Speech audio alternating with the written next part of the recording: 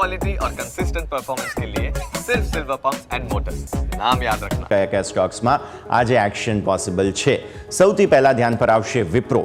વિપ્રો એટલા માટે ફોકસમાં છે કારણ કે વિપ્રોમાં સમાચારો આવ્યા છે. એક મહત્વપૂર્ણ ટાઈઅપ તેમણે કર્યું છે એક ઇન્ટરનેશનલ કંપની છે તેની સાથે, અને તેના કારણે થઈને સમાચારો. SASE સર્વિસ આપતી એક કંપની છે નેટસ્કોપ, તેની સાથે તેમણે કરાર કર્યા છે. હવે આ SASE સર્વિસ એટલે એ સિક્યુરિટી, સાયબર સિક્યુરિટી માટેની સર્વિસ છે, જેના માટે તેમણે આ પાર્ટનરશિપ કરાર કર્યા છે. અને તેઓ જે છે તે ખાસ હવે આગળ માટે થઈને અહીંયાથી ખાસ આ કરાર જે કર્યા છે તે સાયબર સિક્યુરિટી માટેના કરાર છે. નેક્સ્ટ સ્લાઇડ તમને એ પણ બતાવી દઈએ. તો તમે સાયબર સિક્યુરિટી માટે હવે જે આ સર્વિસીસ આપે છે વિપ્રો, તેમની સર્વિસીસ ઇમ્પ્રૂવ થશે કારણ કે આ જે નેટસ્કોપ છે તેને ખાસ અહીંયાથી ખાસ ફાયદો મળતો જોવા મળી રહ્યો છે. તો તમારી નજર જે છે તે અહીંયા આવવી જોઈએ. નેક્સ્ટ છે ONGC. ONGCમાં તમે જુઓ છો પેટ્રો એડિશન્સના 490.62 કરોડ શેર મળ્યા છે.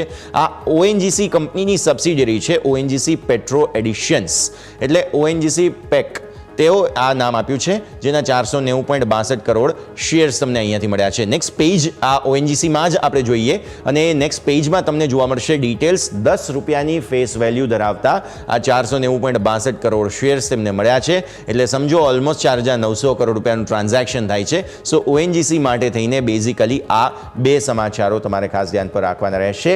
અને ONGC માટેના નેક્સ્ટ પેજીસ જે છે તેમાં તમને એ પણ ડિટેલ્સ જોવા મળશે કે અહીંયા કંપનીમાં જે રીતે આ સબસિડિયરી છે ONGC પેટ્રોની, તો આ પેટ્રો એડિશન્સમાં કંપનીની હિસ્સેદારી હવે વધીને 95.69% થઈ ગઈ છે. એટલે 10 રૂપિયાની ફેસ વેલ્યુના આ જે શેર્સ છે 4,900 કરોડના શેર્સ બીજા તેમને મળ્યા છે 10 રૂપિયાની ફેસ વેલ્યુના હિસાબથી. તો આ જે સબસિડિયરી છે તેમાં હિસ્સેદારી ઓલરેડી તેમણે બીજી 1.25% વધારી દીધી છે. તો ONGC તમે ખાસ ધ્યાન પર રાખો.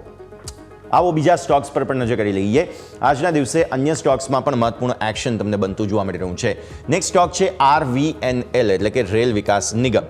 તેમને એક બહુ મહત્વપૂર્ણ ઓર્ડર મળ્યો છે, ખાસ ધનબાદ ડિવિઝન રેલવે તરફથી 186.76 કરોડ રૂપિયાના પ્રોજેક્ટ માટેનો LOA લેટર ઓફ અવોર્ડ મળ્યો છે. હવે આ પ્રોજેક્ટ શું છે? લાવો નેક્સ્ટ પેજ, તેમાં ડિટેલ્સ આપીએ આપણે. આમાં ખાસ જે રીતે ઓર્ડર છે તે ધનબાદ ડિવિઝનમાં ટ્રેક્શન સબસ્ટેશન બનાવવાનું છે, જેમાં ડિઝાઇનિંગ, એક્ઝિક્યુશન, અહીંયા કંઈ ટેસ્ટિંગ કરવાનું હોય તો તે એ બધું જ RVNL કરવાનું રહેશે.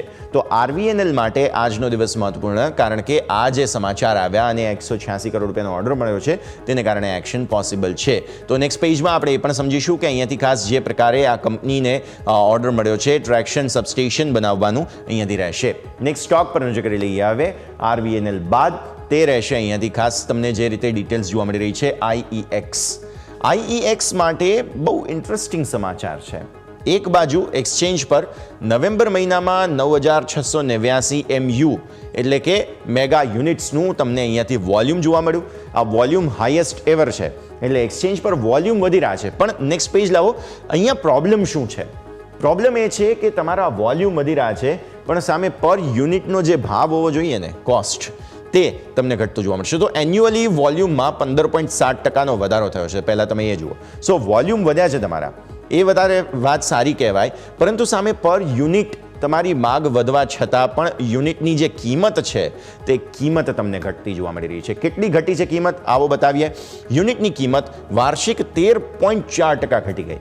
સો જે માર્જિન તમને મળવો જોઈએ, સ્વાભાવિક સરકારે બધા પગલાઓ પણ લીધા છે, જે માર્જિન મળવો જોઈએ તમને, તે માર્જિન હવે મળવાનો નથી, અને તેના કારણે થઈને તમને અહીંયા એક ઇમ્પેક્ટ આવતો જોવા મળી રહ્યું છે. તો આ તમે ખાસ ધ્યાન રાખો. નેક્સ્ટ સ્ટોક લઈને આવીશું અહીંયાથી ખાસ IEX બાદ આજના દિવસે સમાચારો જે જોવા મળી રહ્યા છે તે છે કાયન્સ ટેક ઇન્ડિયા. કાયન્સ સિંગાપોર, જે કાયન્સ ટેકની સબસિડિયરી છે, તેમના દ્વારા ઓસ્ટ્રિયાની એક કંપનીમાં 54% હિસ્સો ખરીદવામાં આવ્યો છે. હવે આ ઓસ્ટ્રિયાની કંપની શું છે તે હું તમને બતાવું. કાયન્સ સિંગાપોર એ એમની સબસિડિયરી છે, રાઈટ. હવે તેમણે જે ખાસ જે અધિગ્રહણ કર્યું છે, સેન્સોનિક ઓસ્ટ્રિયા એક કંપની છે જે ટેક સોલ્યુશન્સ ગ્લોબલી પૂરા પાડે છે, જેમાં કાયન્સ ટેકની સબસિડિયરીએ હિસ્સો ખરીદ્યો.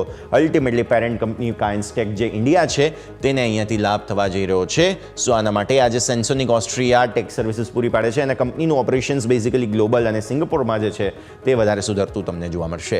નેક્સ્ટ સ્ટોક લઈને આવો અહીંયાથી ખાસ કાયન્સ પછી, તે છે R પાવર.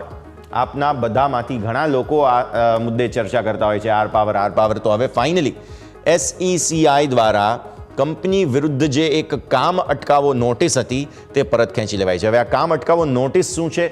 મતલબ કે SECI આ એક ગવર્મેન્ટ બોડી છે, તેમના જેટલા પણ ઓપ્શન્સ અને ટેન્ડર આવતા હોય છે તે ટેન્ડરમાં કંપનીને રોક લગાવાઈ હતી કે તમે પાર્ટિસિપેટ નહીં કરી શકો. પરંતુ હવે જે કોઈ પણ નવા ટેન્ડર SECIના આવવાના છે તેમાં તમે ટેન્ડરમાં આર પાવરને ભાગ લેતા જોઈ શકશો. એટલે કંપની માટે સારા સમાચાર છે, કંપની માટે પોઝિટિવ સમાચાર છે. એટલે અલ્ટિમેટલી તમે જોવા જાઓ તો આ બેઝિકલી ખૂબ જ સરસ પોઝિટિવ એક્શન આર પાવર માટે પોસિબલ છે. તો આ એક સ્ટોક પણ ધ્યાન પર રાખીશું.